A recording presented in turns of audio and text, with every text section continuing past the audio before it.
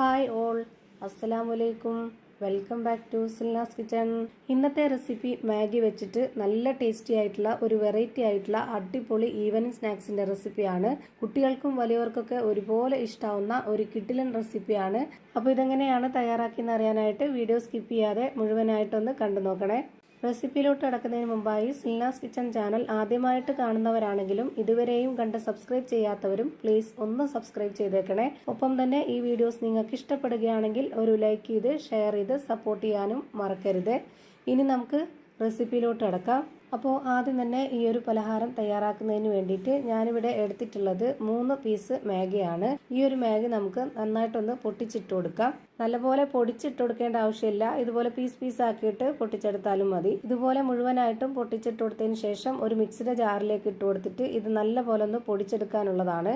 എപ്പോഴും ഒരേ രീതിയിൽ നമ്മൾ മാഗി ഉണ്ടാക്കി കഴിക്കാതെ ഇനി മാഗി മേടിക്കുമ്പോൾ ഈ ഒരു രീതിയിൽ ചെയ്ത് നോക്കണേ, ഭയങ്കര ടേസ്റ്റിയാണ്. ഇപ്പോൾ ഞാനിതുപോലെ മുഴുവനായിട്ടും പൊട്ടിച്ചിട്ട് കൊടുത്തിട്ടുണ്ട്. ഇനി നമുക്കിത് മിക്സിയുടെ ജാറിലേക്ക് ഇട്ട് കൊടുക്കാം. ഞാനിത് ഒരു പ്രാവശ്യമായിട്ട് പൊടിച്ചെടുക്കാൻ വേണ്ടിയാണ് ഇത്രയും വലിയ ജാറിൽ ഇട്ട് കൊടുത്തിട്ടുള്ളത്. ചെറിയ ജാറിൽ ഇട്ടിട്ട് കുറച്ചായിട്ട് പൊടിക്കണമെന്നുണ്ടെങ്കിൽ അങ്ങനെയും ചെയ്യാം. ഞാനിപ്പോൾ ഈ ഒരു ജാറിലേക്ക് മുഴുവനായിട്ടും ഇട്ട് കൊടുത്തിട്ടുണ്ട്. ഇനി ഇതൊന്ന് അടച്ചു വെച്ച് കൊടുത്തിട്ട് നല്ലപോലെ ഒന്ന് പൊടിച്ചെടുക്കാം. പൊടിച്ചെടുത്ത മിക്സിനെ മാറ്റി വെച്ചിട്ടുണ്ട്. ഇനി അടുത്തതായിട്ട് ഒരു കാര്യം കൂടി ചെയ്യാനുണ്ട്. അപ്പോൾ അതിന് വേണ്ടിയിട്ട് ഞാനിവിടെ ഒരു 4 ഉരുളക്കിഴങ്ങ് എടുത്തിട്ട് നല്ലപോലെ കഴുകിയെടുത്ത ശേഷം തോലോട് കൂടി തന്നെ കുക്കറിലിട്ട് വേവിച്ചെടുത്തതാണ്. എന്നിട്ട് തൊലിയെല്ലാം കളഞ്ഞെടുത്തതിന് ശേഷം ഇതുപോലെ നന്നായിട്ടൊന്ന് ഉടച്ചെടുക്കുന്നുണ്ട്.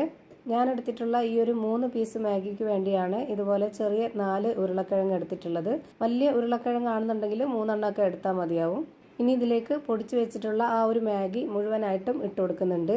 മാഗി നമ്മൾ പൊടിച്ചെടുത്ത് കഴിഞ്ഞാൽ ഇതുപോലെ റസ്ക് പൊടിയൊക്കെ ഉണ്ടാവില്ലേ, അതുപോലെയാണ് കിട്ടുന്നത്. നല്ല നൈസായിട്ട് സോഫ്റ്റ് ആയിട്ടാണ് ഇരിക്കുന്നത്.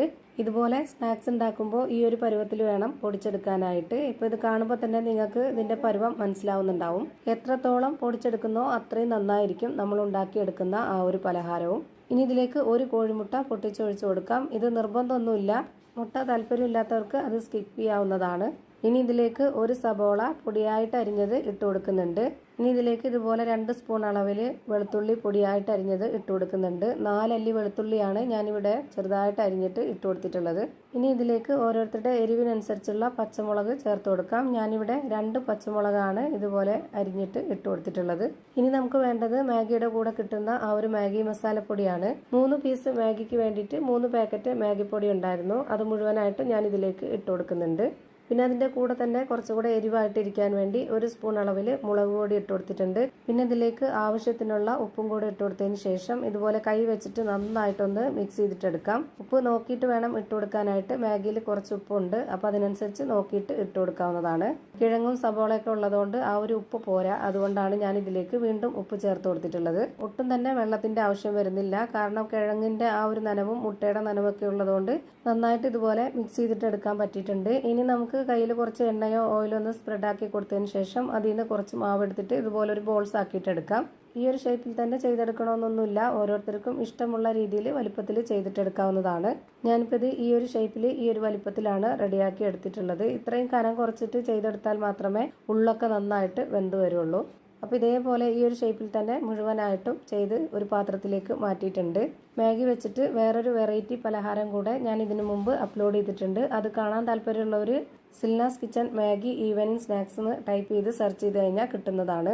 കാണാൻ താല്പര്യമുള്ളവർ അതുകൂടി കണ്ടൊന്ന് സപ്പോർട്ട് ചെയ്തേക്കണേ. ഇനി നമുക്കിത് ഫ്രൈ ചെയ്തെടുക്കാം. അപ്പോൾ അതിനായിട്ട് സ്റ്റവിലേക്ക് ഒരു പാൻ വെച്ച് കൊടുത്ത് എണ്ണ ഒഴിച്ച് ഫ്ലെയിം ഓൺ ആക്കി കൊടുത്തിട്ടുണ്ട്.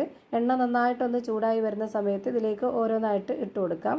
ഇത് മുഴുവനും ഇട്ട് കൊടുത്തതിന് ശേഷം ഉടനെ തന്നെ മീഡിയം ഫ്ലെയിമിലേക്ക് മാറ്റേണ്ടതാണ്. അല്ലാന്നുണ്ടെങ്കിൽ പുറമേ പെട്ടെന്ന് തന്നെ കരിഞ്ഞു പോവുകയും അകം വേവാതിരിക്കുകയും ചെയ്യും. അപ്പോൾ എല്ലാം ഒരേപോലെ വെന്ത് കിട്ടണമെന്നുണ്ടെങ്കിൽ മീഡിയം ഫ്ലെയിമിലോട്ട് മാറ്റിയതിന് ശേഷം നല്ലപോലെ ഇത് വേവിച്ചെടുക്കണം. ഇപ്പോൾ ഇതിൻ്റെ എല്ലാം ഒരു ഭാഗം വെന്ത് കിട്ടിയിട്ടുണ്ട്. ഇതെല്ലാം ഇനി തിരിച്ചിട്ട് കൊടുക്കണം. തിരിച്ചിട്ട് കൊടുത്തതിന് ശേഷം ആ ഒരു ഭാഗം കൂടി വെന്ത് കിട്ടാനായിട്ട് ഒരു 2 മിനിറ്റ് വെയിറ്റ് ചെയ്യണം. ഇപ്പോൾ ഞാനിതെല്ലാം തിരിച്ചിട്ട് കൊടുത്തിട്ടുണ്ട്. ഭയങ്കര സോഫ്റ്റ് ആയിട്ടിരിക്കുന്ന പലഹാരം ആയതുകൊണ്ട് തന്നെ ഇത് തിരിച്ചിട്ട് കൊടുക്കുമ്പോൾ പൊട്ടിപ്പോവാതിരിക്കാൻ വേണ്ടി ശ്രദ്ധിക്കണം. ഇപ്പോൾ ഇതിൻ്റെ 2 സൈഡും ഒരുപോലെ വെന്ത് കിട്ടിയിട്ടുണ്ട്. ഇനി നമുക്കിത് എണ്ണയിൽ നിന്ന് കോരി മാറ്റാം. അപ്പോൾ ഇതാ മാഗി കൊണ്ട് നല്ലൊരു വെറൈറ്റി ടേസ്റ്റി ആയിട്ടുള്ള ഒരു കിടിലൻ പലഹാരം റെഡിയായി കിട്ടിയിട്ടുണ്ട്. കുട്ടികളുള്ള എല്ലാ വീട്ടിലും മാഗി മേടിക്കുന്നതാണ്. ഒരു തവണ മാഗി മേടിക്കുമ്പോൾ ഈ ഒരു രീതിയിലൊന്ന് ചെയ്ത് നോക്കുക. എന്തായാലും നിങ്ങൾക്ക് എല്ലാവർക്കും ഇഷ്ടമാവും. ഞാനിപ്പോൾ ഈ ഫ്രൈ ചെയ്തെടുത്തതെല്ലാം ഒരു പാത്രത്തിലേക്ക് മാറ്റിയിട്ടുണ്ട്. ഇനി അതൊന്ന് പൊട്ടിച്ച് കാണിച്ചു തരാം, ഇതിൻ്റെ അകം എങ്ങനെയാണ് ഇരിക്കുന്നതെന്ന് അറിയാനായിട്ട്. അപ്പോൾ ഇത്രയേ ഉള്ളൂ ഇന്നത്തെ വീഡിയോ ഇഷ്ടമായാൽ ലൈക്ക് ചെയ്യാനും കമൻറ്റ് ചെയ്യാനും ഷെയർ ചെയ്യാനും മറക്കരുത്. ഞാനിടുന്ന പുതിയ വീഡിയോസ് നോട്ടിഫിക്കേഷനായിട്ട് കിട്ടുന്നതിന് വേണ്ടി സബ്സ്ക്രൈബ് ചെയ്ത് ബെല്ലൈക്കൺ അമർത്തി അതിൽ ഓൾ എന്ന ഓപ്ഷൻ എനേബിൾ ചെയ്ത് കൊടുക്കാനും മറക്കരുത്. പുതിയൊരു വീഡിയോയുമായി വീണ്ടും വരും. Thank you for watching.